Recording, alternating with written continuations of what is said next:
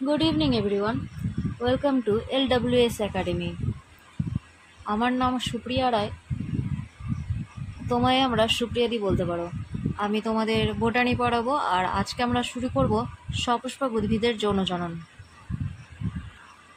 আমি তোমাদের আমার পড়ানোর স্ট্র্যাটেজিটা দেখিয়ে দিচ্ছি, একবার দেখে নাও, বুঝে নাও, তারপর আমরা টপিক শুরু করব। প্রথমেই আমরা কিছু টপিক পড়ব, ভালো করে কমপ্লিট করব এই টপিকটা।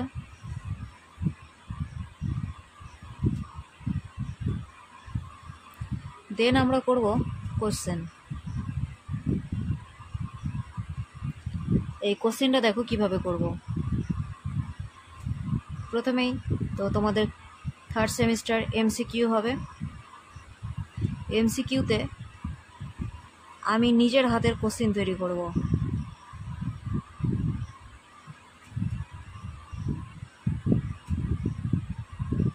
প্লাস তোমাদেরকে কিছু কোশ্চেন করতে দিব।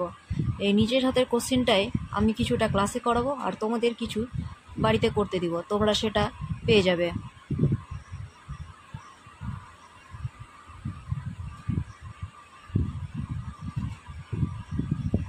আর বোনাস, তোমরা বাড়িতে সময় পেয়ে নিজের হাতে এই যে বই দেখছো, বইয়ে সুন্দর করে ভালো করে রিডিং পড়বে। ভালো করে রিডিং পড়ে নিজেই মনে হবে যে এখানে এটা কোশ্চেন হতে পারে, তাহলে তোমরা নিজেই এই কোশ্চেনগুলো বানিয়ে নিবে। আমি তো কিছু করাবোই, কিন্তু তোমরাও বানিয়ে নিবে। তোমরা নিজে কোশ্চেন বানাবে। এতে কি হবে দেখো, তোমাদের কাছে বেসিক্যালি নোট বই থাকবে কোশ্চেনের জন্য, নিজের জন্য কোশ্চেন ব্যাংক, নিজের কোশ্চেন ব্যাংক থাকবেই, তোমরা ওটাতে প্র্যাকটিস করবে। আমি যেটা নিজের হাতের কোশ্চেন বানাবো সেটা একদম বইয়ের লাইন তুলে তুলে কোশ্চেন দেবো, ঠিক আছে, যাতে তোমাদের বইয়ের লাইন তুলে পড়তে সমস্যা না হয়। আর যখন তোমরা কোশ্চেন করবে তখন দেখবে তোমরা বইয়ের লাইনের মধ্যে পেয়ে যাবে সব। সো বেসিক্যালি তোমরা বইয়ের লাইন খুঁটিয়ে খুঁটিয়ে পড়তে পারবে। আর যেটা তোমরা নিজের হাতে কোশ্চেন বানাবে এটাও বুঝতে পারবে যে তো কীভাবে কোশ্চেন হতে পারে, আসতে পারে। আর নিজে যখন কোশ্চেন বানাবে তখন দেখবে যে হ্যাঁ, এই জায়গা থেকে এই জায়গা থেকে কোশ্চেন আসতে পারে, তো আমাকে এই জায়গা থেকে পড়তে হবে। আর এতে তোমরা ভালো করে বইয়ের প্রত্যেকটা লাইন ভালো করে পড়তে পারবে। ঠিক আছে, বেসিক ইনফরমেশন হয়ে গেল। এবার আমরা শুরু করব প্রথম টপিক, যেটা হচ্ছে, এক সেকেন্ড, এটা আগে। প্রথম টপিক সেটা পরাগধানীর গঠন।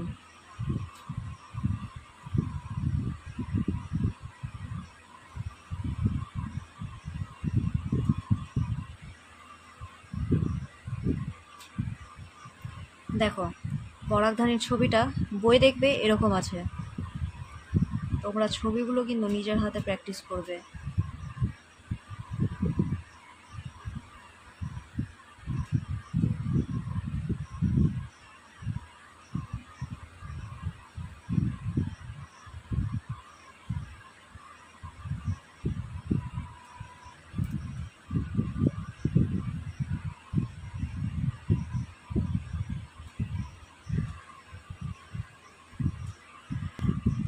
পরাগধানী গঠন দেখবে, এই যে দুটা থিকা, এটা একটা পুরোটা ঠিক থিকা, এটা একটা পুরোটা থিকা। থিকা মানে থলি, তাই একে বলা হয় ডাইথিকাস।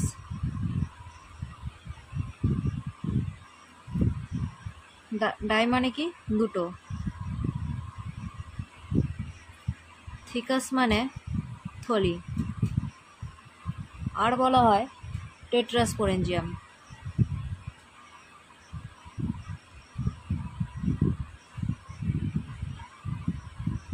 স্পোরেঞ্জিয়েট, টেট্রাস্পোরেঞ্জিয়েট। টেট্রা মানে 4, স্পোরেঞ্জিয়েট মানে স্পোর, বোঝো ব্যাপারটা। ডাই মানে দুটো, থিকাস মানে থলি, টেট্রা মানে 4, স্পোরেঞ্জিয়েট মানে স্পোর। এই যে দুটা থলি, আর তার মধ্যে 1 2 3 4 চারটা স্পোর আছে, স্পোরেঞ্জিয়েট। এখানে স্পোর তৈরি হয়, এগুলোতে স্পোর তৈরি হয়। এই স্পোরগুলো পরে ফেটে গিয়ে বিদীর্ণ হয়ে গর্ভমুণ্ডে গিয়ে পড়ে। তো এটা পরাগধানের গঠন।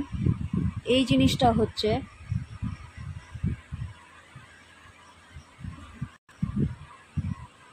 রেণুধর কলা।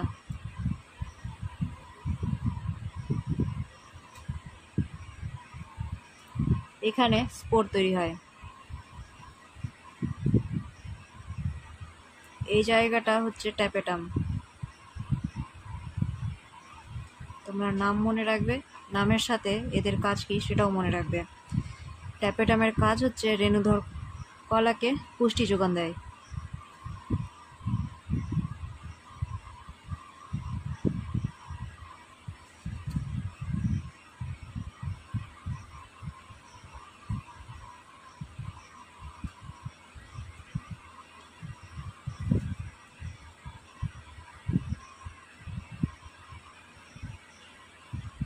এটা হচ্ছে এন্ডোথেসিয়াম। নাম মনে রাখবে, নামের সাথে এদের কাজ কি সেটাও মনে রাখবে।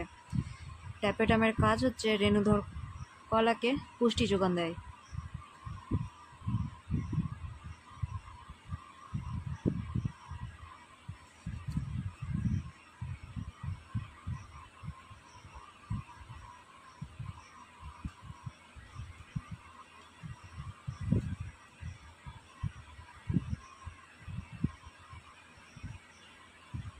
এটা হচ্ছে এন্ডোথেসিয়াম।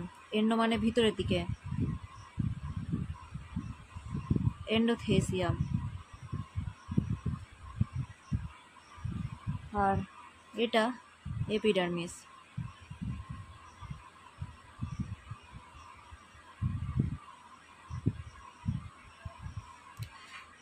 ভালো করে তোমরা নোটিস করবে এই পরাগধানের গঠনে এখানে একটা খাঁজ আছে। এই খাঁজগুলোকে বলা হয় স্টোমিয়াম।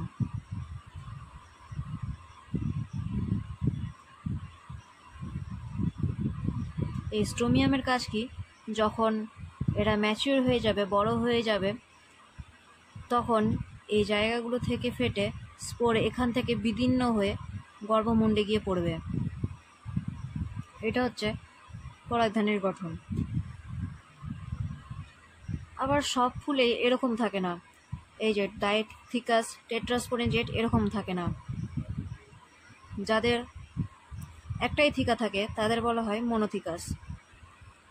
থিকাস মানে আগেই বলেছি থলি। আর সেই মনোথিকাসের মধ্যে থাকে দুটা করে স্পোরেঞ্জিয়েট, এদেরকে বলা হয় বাইস্পোরেঞ্জিয়েট।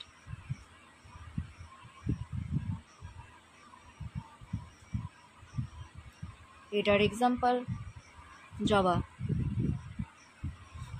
ইংরেজিতে যাকে বলা হয় হিবিস্কাস। আর টেট্রাস্পোরেঞ্জিয়েটের এক্সাম্পল নয়নতারা।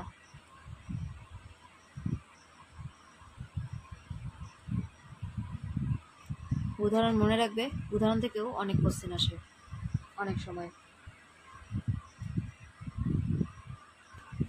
এরপরের টপিক পরাগরেণুর গঠন।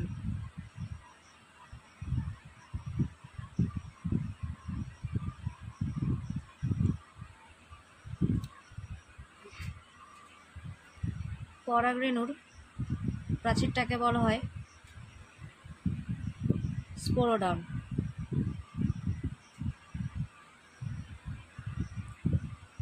স্পোর মানে তো স্পোর মানে পরাগরেণু, ডার্ম মানে ত্বক। মানে মনে রাখলে নাম মনে রাখতে সুবিধা হবে, তাই তোমরা মানেটাও মনে রাখবে যাতে তোমাদের সুবিধা হয়। পরাগরেণুর দুটা প্রাচীর।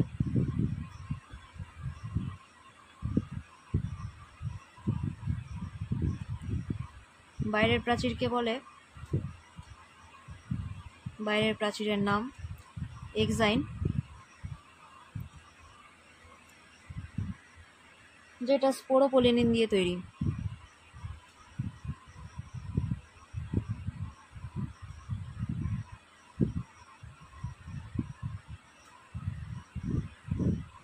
আর ভিতরের প্রাচীরের নাম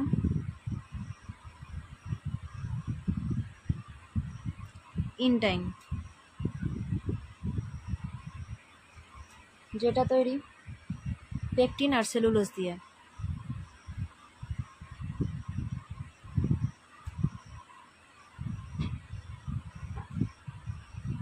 এই স্পোরোপোলেনিন খুব কঠিন পদার্থ হয়। যখন পরের রেণু বাইরে থাকে তখন পরের রেণুকে অনেক বাইরের পরিস্থিতিকে সামলে নেওয়ার জন্য এই স্পোরোপোলেনিন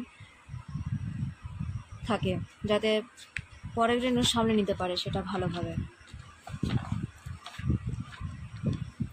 পরের রেণুর মাপ হচ্ছে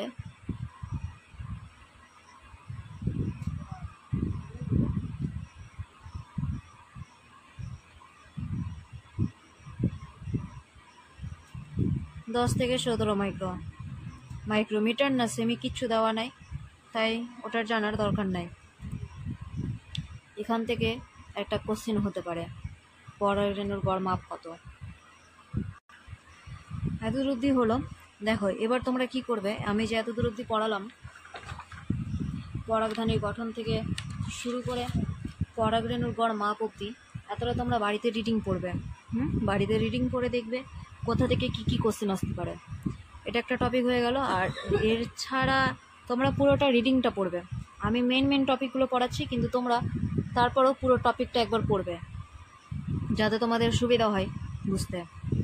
এবার আমাদের পরের টপিক হচ্ছে গর্ভকেশর, স্ত্রীস্তবক বা পিস্টিল।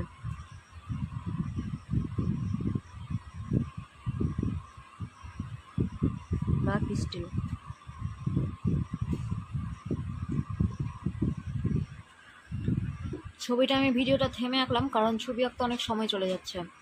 দেখো এটা গর্ভকেশরের ছবি হচ্ছে এরকম, এটা হচ্ছে গর্ভমুণ্ড, এখানে পরাগরেণু এসে পড়ে, এটা হচ্ছে গর্ভদণ্ড, আর এটা হচ্ছে ডিম্বাশয়। এই পুরোটাকে বলা হয়, পরাগরেণুটা বাদ দিয়ে এই পুরোটাকে বলা হয় কার্পেল। বই দেখবে লেখা আছে, ঠিক আছে। কার্পেল দুই প্রকার, একটা হচ্ছে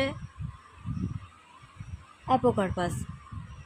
আমি এমনি নর্মালভাবে আঁকছি, এ দেখো অ্যাপোকার্পাস এরকম আঁকছি, এ দেখো অ্যাপোকার্পাস এরকম লেগে থাকবে না পরস্পরের সাথে, এটা হচ্ছে অ্যাপোকার্পাস।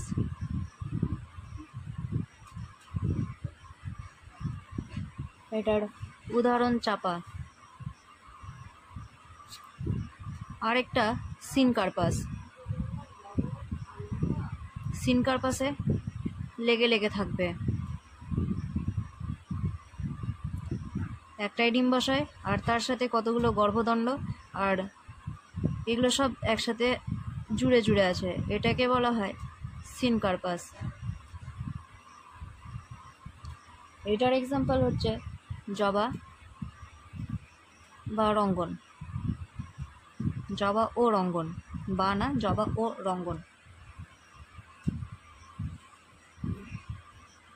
ঠিক আছে, আমি আরেকবার ছবিটা এঁকে নিচ্ছি, ছবি আঁকার পর আমি আবার ভিডিওটা চালু করছি।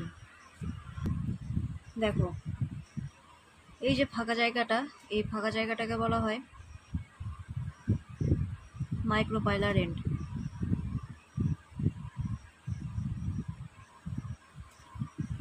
এখান দিয়ে পরাগরেণু ঢুকে, এই জায়গাটাকে বলা হচ্ছে হাইলাম, আর এটাকে বলা হয় ফিউনিকাল। এই ফিউনিকালের সাথে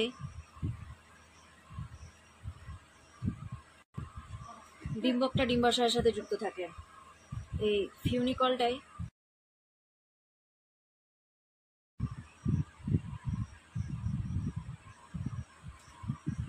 এখান দিয়ে পরাগরেণু ঢুকে, এই জায়গাটাকে বলা হচ্ছে হাইলাম, আর এটাকে বলা হয় ফিউনিকাল। এই ফিউনিকালের সাথে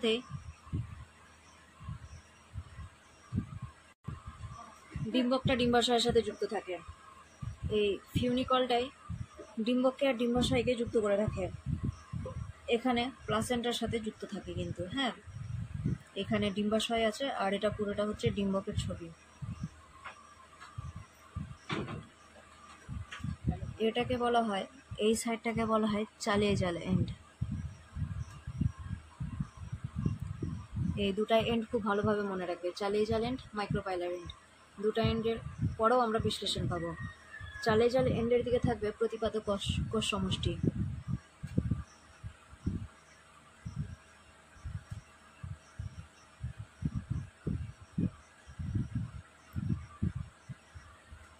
এটা হচ্ছে নির্মিত নিউক্লিয়াস।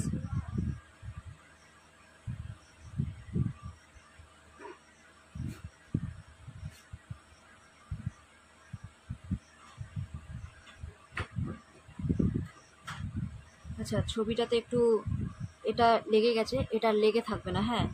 এটা হচ্ছে ডিম্বাণু, আর এই দুটো হচ্ছে সহকারী কোষ।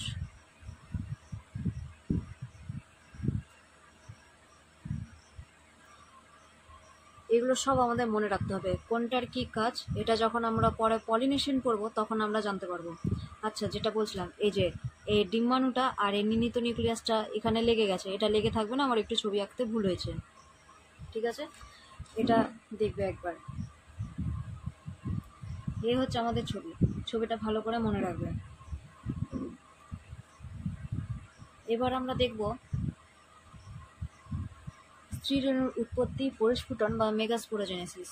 আমি শর্টকাটে লিখছি মেগা স্পোরোজেনেসিস।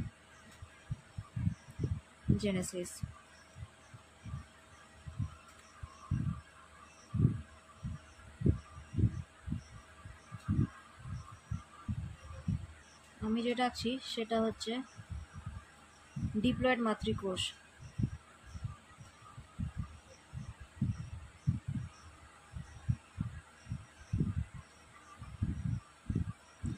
হ্যাপ্লয়েড ডিপ্লয়েড কি, এটা তোমরা আশা করি ক্লাস 10-এই জেনে নিয়েছো, তাই আমি আর এক্সট্রা করে বুঝাচ্ছি না এখানে। এবার দেখো, এই ডিপ্লয়েড মাতৃকোষ মিওসিস বিভাজিত হবে, মিওসিস বিভাজনে যাবে। মিওসিস বিভাজনে গিয়ে তৈরি করবে স্ত্রীরেণু 4টা।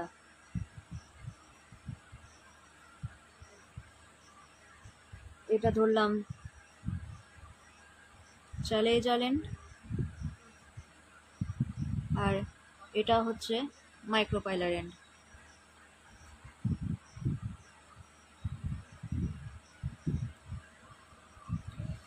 এবার মিওসিস বিভাজনের পর চালিয়ে জাল এন্ডের সাইডে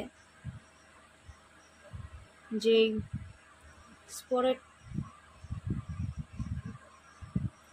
চালিয়ে জাল এন্ডের সাইডে যে স্ত্রী রেণুটা থাকবে সেটাই একমাত্র বেঁচে থাকবে, আর এই বাকি 3টা সব কটা মরে যাবে। এটাই হয়, কেন হয় জানি না, কিন্তু এটাই হয়, ঠিক আছে। এই যে চালিয়ে জাল এন্ড, এই এন্ডের এখানে যে মাতৃকোষটা স্ত্রী রেণুটা থাকবে সেটাই বেঁচে থাকবে, আর বাকি যে এগুলো সব মরে যাবে। এবার এখান থেকেই কিভাবে যে এতটা তৈরি হচ্ছে এবার আমরা দেখব। এরপর হবে মাইটোসিস বিভাজন। এই একটা থেকে তৈরি হবে 2টা, আবার হবে মাইটোসিস, আবার 2টা থেকে হবে 4টা,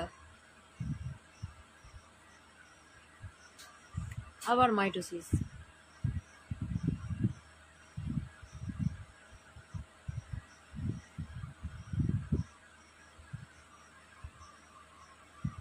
ঠিক আছে, মিওসিস কতবার হলো? একবার। মাইটোসিস কবার হলো? 3বার। এবারে এই 6টা থেকেই তৈরি হবে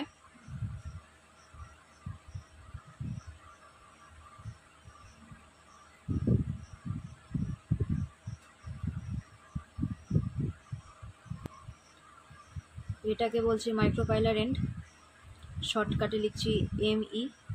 আর এটা হচ্ছে চালিয়ে জাল এন্ড, শর্টকাটে লিখছি CE। চালিয়ে জাল এন্ডে থাকবে প্রতিপাদক কোষ সমষ্টি কটা? 3টা।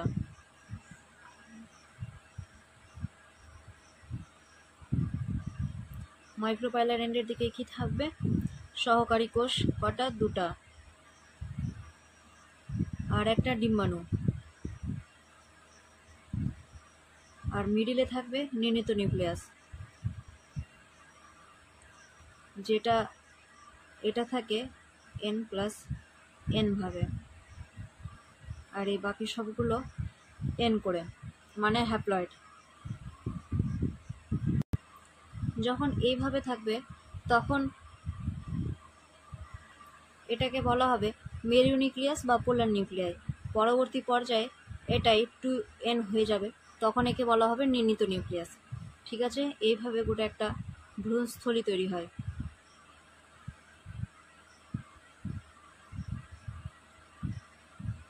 ছবিটা বাড়িতে নিজে প্র্যাকটিস করবে। এখানে টোটাল কটা সেল আছে তাহলে? 1 2 3 4 5 6 7। পরের পেজে যাচ্ছি। তাহলে ভ্রূণস্থলীতে কটা সেল থাকে?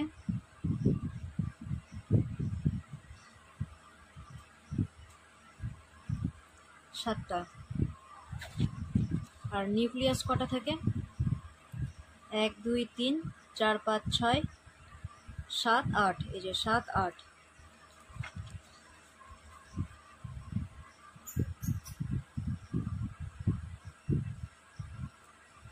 তাই এটাকে বলা হয় 7 সেলড 8 নিউক্লিয়েটেড।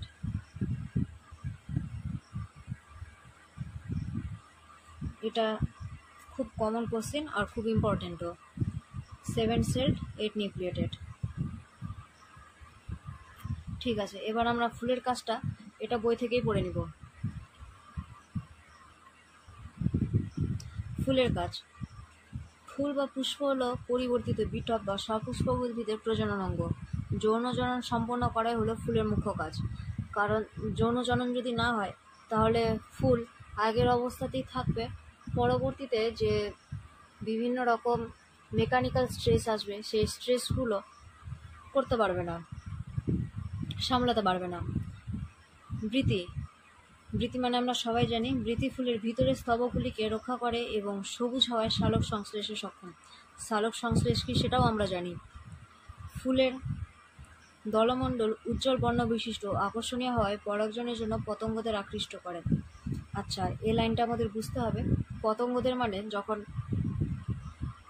যৌন জনন সম্পন্ন করে তখন একটা ফুলের পরাগরেণু আরেকটা অন্য ফুলের পরাগরেণুতে যেতে হবে। এই পলিনেশনটা বা পরাগযোগ ঘটানোর জন্যই অনেক প্রাণীদের দরকার পড়ে। আর এই প্রাণীদের আকৃষ্ট করার জন্যে ফুলগুলোর দলমণ্ডল উজ্জ্বল বর্ণ বিশিষ্ট হয় আর আকর্ষণীয় হয়। আর তার ফলে পরাগযোগ ঘটানোর জন্য পতঙ্গরা কি পায়? সুগন্ধ ও শর্করা সমৃদ্ধ মকরন্দ। মকরন্দ মানে মধু। ঠিক আছে, পরাগধানী থেকে উৎপন্ন পরাগরেণু অঙ্কুরিত হয়ে পুংজনন কোষ উৎপন্ন করে। গর্ভকেশরী উপস্থিত গর্ভাশয়ের ডিম্বাণু অর্থাৎ স্ত্রী জনন কোষ বা গ্যামেট পুংজনন কোষের সাথে মিলিত হয়ে ভ্রূণ গঠন করে। অপর একটি পুংজনন কোষ গর্ভাশয়ের নির্ণীত নিউক্লিয়াসের সাথে মিলিত হয়ে শস্য উৎপন্ন করে। ঠিক আছে, এই লাইনটা যখন পলিনেশন পড়াবো তখন বোঝাবো। ফুলের নিষিক্ত গর্ভাশয়টি ফল উৎপাদন করে। আচ্ছা, এই লাইনটার মানে তোমরা এটা ভেবো না যে এই লাইনটার মানে আমি এখন জানি না ওই জন্য বলছিলাম। আমি জানি, কিন্তু তোমাদের এখন বোঝাতে গেলে অনেক ঝামেলা হবে, কারণ তোমরা এখন পলিনেশন কি সেটা ভালো করে বুঝতে অনেক ব্যাপার লাগবে। ফুলের নিষিক্ত গর্ভাশয়টি ফল উৎপাদন করে। এই যে